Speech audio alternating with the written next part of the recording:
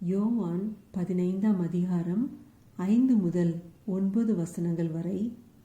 நானே திராட்சைச் செடி, நீங்கள் கொடிகள். ஒருவன் என்னிலும் நான் அவனிலும் நிலைத்திருந்தால் அவன் மிகுந்த கனிகளை கொடுப்பான். என்னை அல்லாமல் உங்களால் ஒன்றும் செய்யக்கூடாது.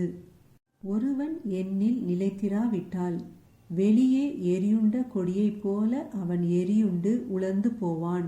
அப்படிப்பட்டவைகளை சேர்த்து அக்கினியிலே போடுகிறார்கள், அவைகள் எரிந்து போகும். நீங்கள் என்னிலும் என் வார்த்தைகள் உங்களிலும் நிலைத்திருந்தால் நீங்கள் கேட்டுக்கொள்வதெதுவோ அது உங்களுக்கு செய்யப்படும்.